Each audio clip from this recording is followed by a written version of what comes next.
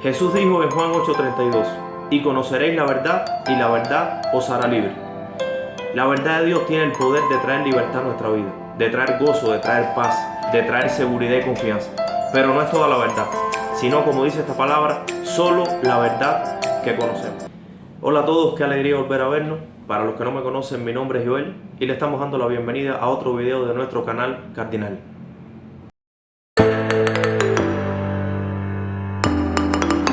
Como vimos en la introducción, vamos a hablar en este video de ese conocimiento que va mucho más allá del intelecto y es el único conocimiento que puede traer liberación a nuestra vida, puede traer paz, gozo y puede traer consuelo. El versículo está en el libro de Génesis, capítulo 24, verso 67.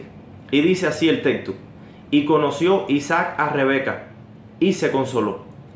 La palabra conocer en este momento es una palabra que proviene del latín cognoscere y es una palabra que está compuesta por un prefijo con, que significa unión o intimidad, y nocere significa noticia.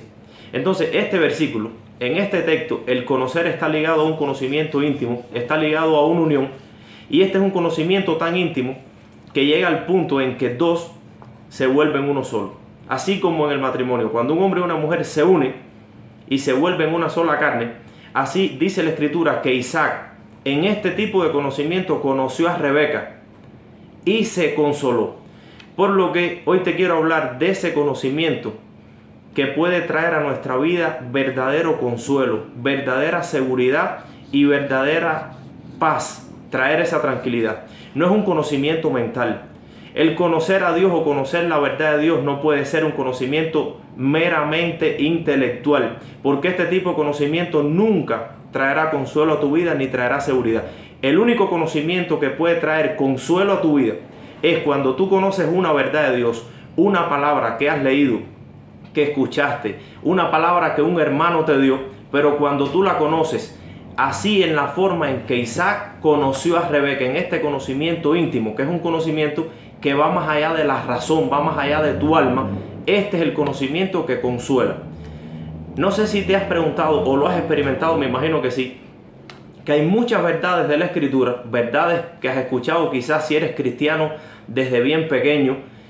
Hay muchas verdades que tú conoces, en tu mente la conoces.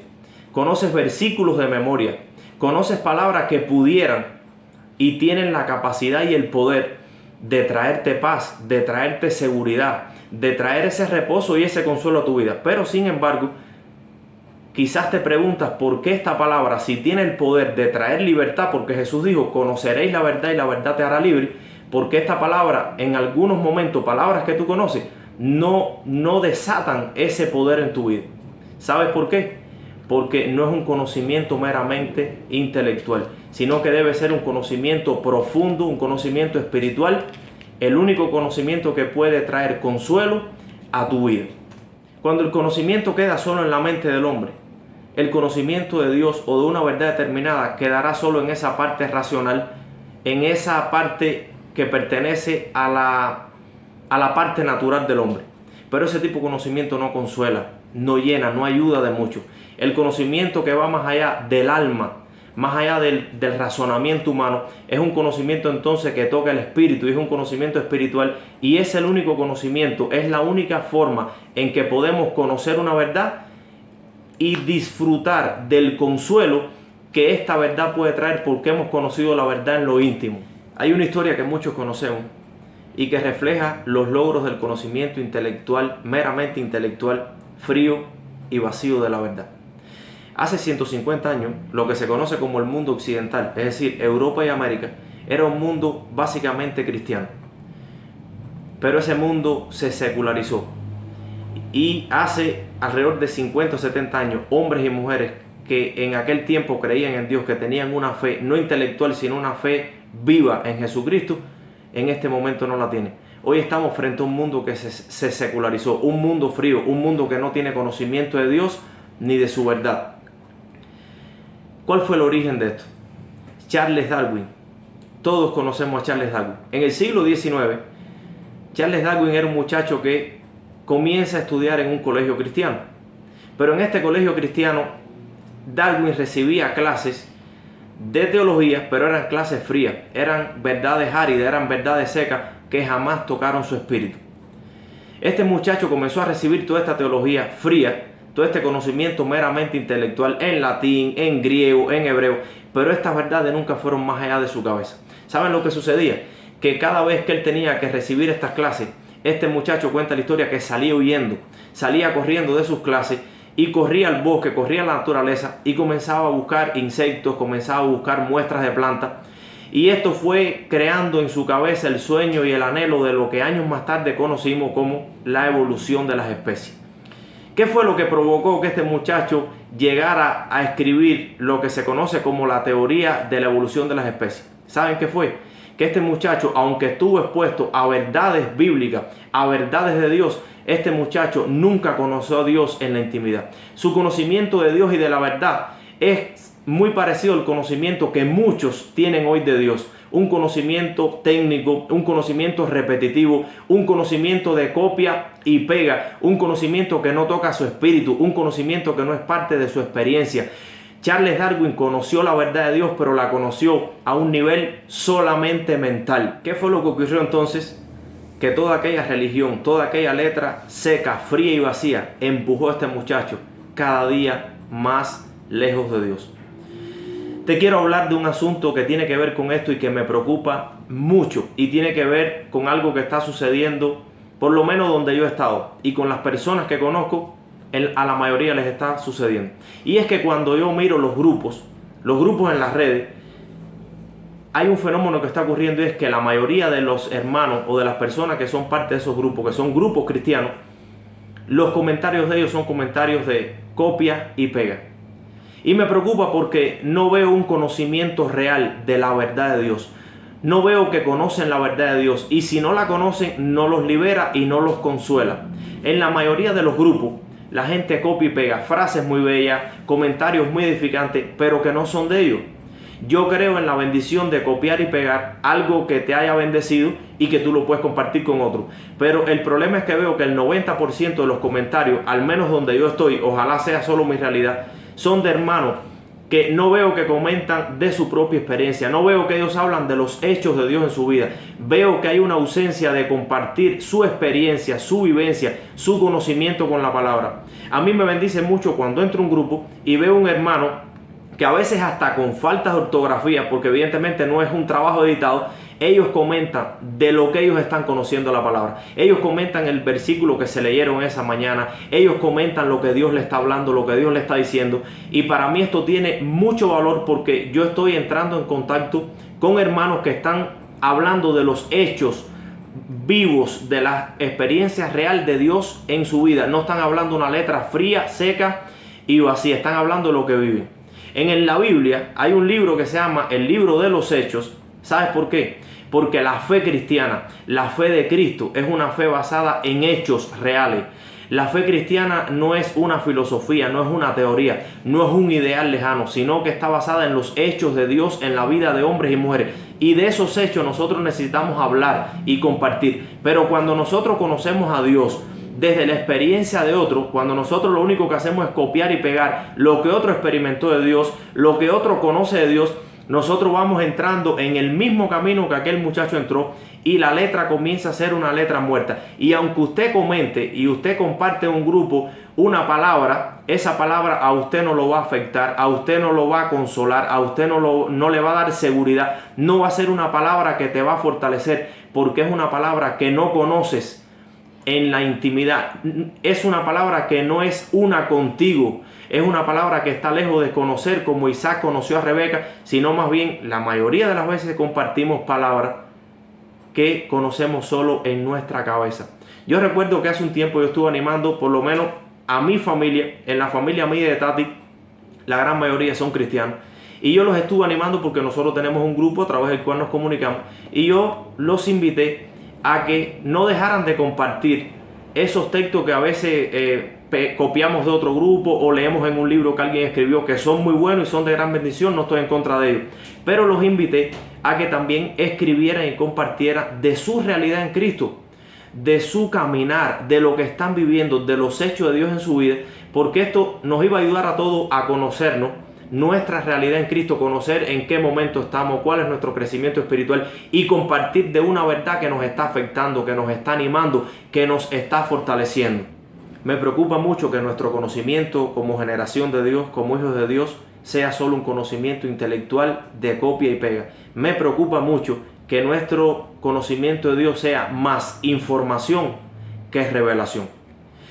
Quisiera pasar a una historia, y es una historia bíblica, hablarte de un hombre que si has leído la Biblia conoces, y es de la vida de Pedro. Y quiero hablarte de un momento en la vida de Pedro que nos muestra cómo la verdad de Dios, una verdad específica, en la vida de Pedro era más que una verdad que estaba solo en su cabeza. Era un conocimiento vivo de Dios, no era un conocimiento frío, no era un conocimiento técnico de Dios, sino era una verdad viva que había tomado el corazón de Pedro, que había tomado el espíritu de Pedro. Era una verdad que se había hecho una con Pedro. Y es en el momento en que en Hechos capítulo 12, usted lo puede leer, yo le voy solo a recontar, porque si leo todo el capítulo nos va a consumir mucho tiempo. En Hechos capítulo 12, uno puede encontrar en la escritura que Pedro es encarcelado. Cuenta la historia en Hechos capítulo 12 así: en aquel mismo tiempo, el rey Herodes echó mano a algunos de la iglesia para maltratarle y mató a espada a Jacobo, hermano de Juan. Y viendo que esto había agradado a los judíos, procedió a prender también a Pedro.